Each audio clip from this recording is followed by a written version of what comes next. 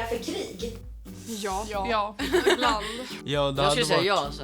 Alltså jag känner med det här med Ryssland och jag är så rädd att liksom, vad ska man göra? Jag blev fan rädd i somras alltså, när man hörde att USA bombar Iran. Tänker man, nu blir det världskrig liksom. När jag läser liksom historia nu i skolan så ser jag verkligen att nu är vi precis, alltså det händer så här, samma saker som hände typ innan de krigen, världskrigen. Ja, och jag känner så här, okej.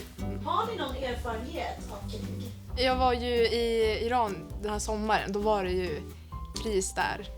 Så lite kan man väl säga på ett sätt. Emilia, så du vill berätta lite, du berättade om Taiwan. Hela mammas så här, sida av släkten bor ju där och det är ju väldigt oroligt och det har ju varit så jättelänge liksom med Kina och allt det. Och det känns ganska tufft. Ja. Jag kommer från Syrien. Det är inte krig längre där, men jag var ganska liten så jag kommer inte ihåg någonting från det, men vad jag har hört så är det ganska hemskt. Man kanske är hemma och att man inte kan sova på grund av att det är ett flygplan som flyger för När det är mycket. krig liksom. Ja, det är hemskt. Ja, det är inte kul, alltså. Så tänk att varje natt så bör du tänka kommer bli bombad. Det var ju så när kriget mellan Ryssland och Ukraina började då. Jag hade mardrömmar nästan varje natt om att det skulle bli krig i Sverige.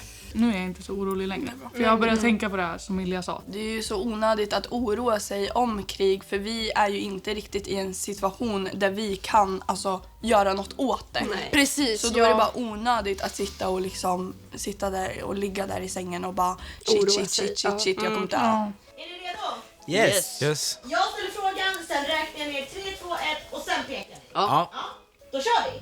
Vem skulle börja bunkra på minsta tecken av krig? 3, 2, 1.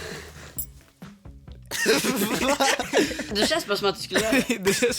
Jag tänker att du, för att du liksom vill inte uppleva samma sak, du vill vara förberedd om det händer något. Ni har hemmabio, ni har pool, ni har gym, ni har en hel källare fullt av så här stäkat med godis. Ja, alltså det är helt Vi galet. har ju också en gammal bunker. Ja, precis. Alltså. Ja, men vad skulle ni bunkra då? Jag hade bunkrat jättemycket konserver. Filtar och first aid kit, ficklampor, powerbanks, alltså Laddare, solpanelladdare. Ja. Såna. Men sånt som inte riktigt behöver vara kylt eller som nej precis. inte behöver tillagas för att kunna äta det heller. Jättemycket Kattmat. vatten. Vem hade steppat upp och tagit kommando? 3, 2, 1. Men för det första här känns han så här stark, stor, han kan bara stå bara, nu kör vi så här. Jag ska säga att alla skulle typ lyssna på han så här bara. Vilket ansvar. Men det känns som att hon är mest ansvarsfull av oss Ja, alla. jag tror hon också behåller lugnet. Ja. Jo, det gör jag definitivt. Ja, det är mer misär. Så här, alltså, särskilt i morse, alltså det är så här. Alla bara ringde mig och bara Milja. Jag bara, god morgon. Hon försov sig. Oftast när vi ska hänga så du brukar ju så här, ta att nu gör vi så här, nu gör vi det här. Alltså du tar ju ansvaret och bestämmer. Och vi andra, vi brukar ju lyssna oftast i alla fall. Hänga med. Jag tror att Setare börjar att försöka ta kontroll och bara, sen- vi måste göra det här och Milja bara, girl. Ta det lilla lugna. Och sen är det jag som kommer i tid och Setare som kommer sen. Ja, det är det som händer idag. Ja, exakt. Men sen jag tror också att Milja har en väldigt bra förmåga att så här, få andra och typ, men inte riktigt se det roliga kanske, men att muntra upp folk i svåra situationer. Ja. Så jag tror därför hon hade varit kanske bäst på att ta kommandot, för hon hade fått oss andra lugna. Verkligen, Faktiskt. Vem hade offrat alla andra för att rädda sig själv? Ja, Ja, jag vet. Det här är ganska... 3, 2, 1. Ja, vet du vad?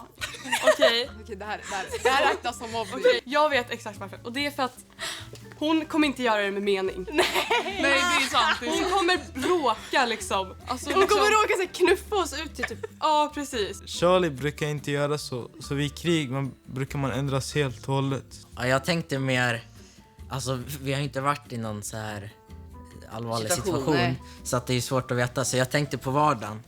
Och då sa Abdul, varje gång när jag så här på kvällen, jag har tråkigt och vill ut och frågar om du vill ut, du bara nej jag måste plugga, jag är trött. Då, Ja, det är sant. då tänker Ja, du det på kan dig jag själv och inte på mig. Jag kommer ihåg i typ så här för ett ganska långt tag sedan så tappade jag min telefon på en bilväg vid ett övergångsställe. Och den här tjejen, hon sparkar telefonen. Alltså det var inte ens bråttom. Liksom jag kunde bara ha plockat upp den. Varför sparkar du på telefonen? Det var en bil på väg! Vem hade börjat ragga mitt under cancer? Peka på rätt person guys. 3, 2, 1.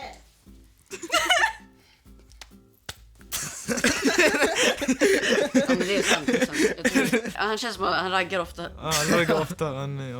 Ja, det är min grej. Så Dari, jag vill höra din explanation på varför du pekar på mig. Du skaffar grabb varje vecka! Va? Du skaffar grabb varje Fast det där vecka! är inte sant. Det är någon Okej, det här är typ ganska sant. Fast du, Fast, alltså, jag vet inte. Du hade börjat ragga. Ja, du hade gått fram och bara... Ja, du hade skaffat en seriös relation en gång och haft det liksom så här krigsmates, you know. Och hon hade så här passat på och bara, ja men nu är de desperata. Vem hade tappat tron på mänskligheten först? 3, 2, 1. Jag litar inte riktigt på mänskligheten för att liksom alla vill ha mest och vara bäst. Alltså det är det Just det. krigen Man vill ha mer och handlar mer. Jag har redan nu tappat tron på mänskligheten så om jag får så pekar jag på mig själv. Alltså det räcker med att jag scrollar på TikTok och går in på kommentarerna eller ännu värre Instagram och går in på kommentarerna och då känner man bara så här, fan, vad är det här för jävla samhälle man lever i? Vem hade fallit lättast för propaganda? 3, 2, 1.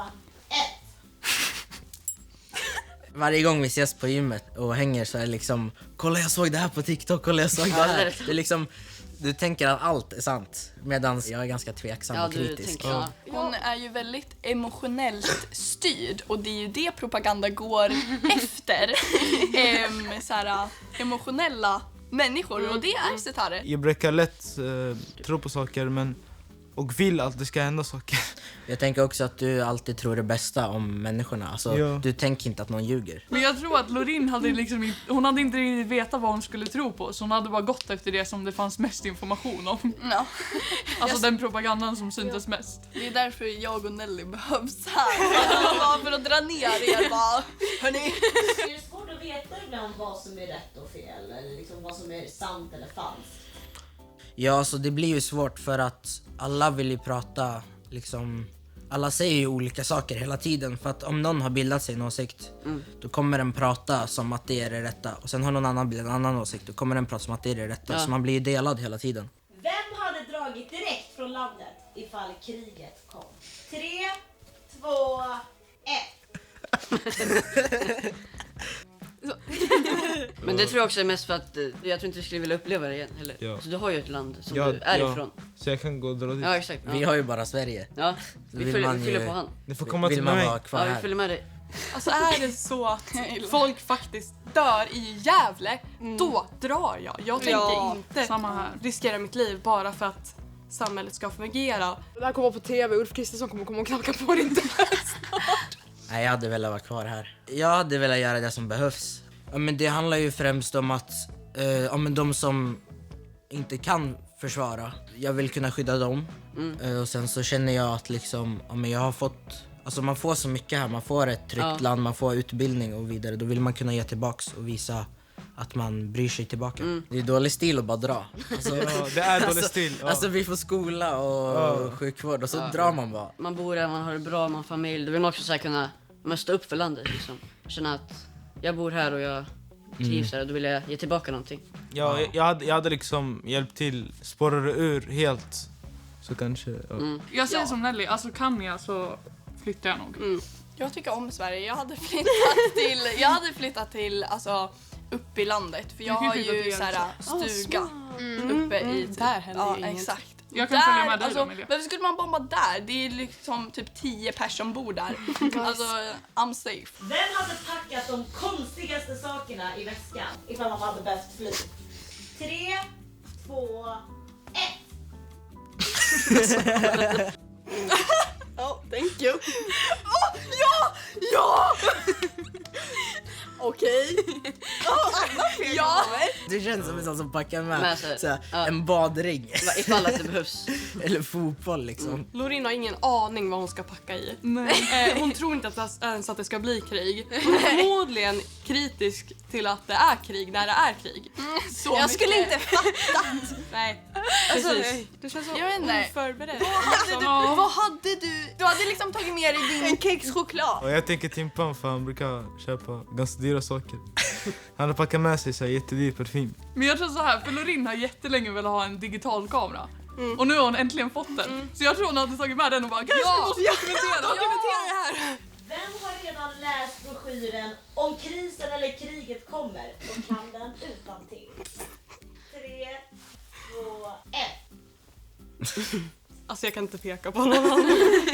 Jag öppnade den och stängde den. Alltså det var så här. Ja, alltså jag har läst den, sen så jag kan den ju inte utan till. Men Nej. det är mest rimligt att jag skulle göra det tror jag. För att jag är väldigt intresserad. Jag sitter och kollar på Försvarsmaktens YouTube. Jag vill göra lumpen. Så att... Man ska ju ta reda på vart närmsta bunkar är. Så mycket som man kan ska man fortsätta gå till skolan, jobbet, få samhället att fungera. Man ska också ha så här krispaket i värsta fall och även kontanter ifall att banken slutar fungera och så. Ja, men vatten, powerbank, mat som inte går ur datorn så fort liksom och... Har ni andra koll på det också? Nu har jag det. Ja, nu. När vi skulle dra från Syrien, då hade jag och min familj dragit från en plats till en annan stad liksom. När mina föräldrar pratade om det, då säger de att de flesta bara inte var så seriösa om det och trodde att det skulle bara ske, alltså gå över. Det var bara en liten sak som skulle komma och dra över. Så plötsligt blev det ett riktigt krig.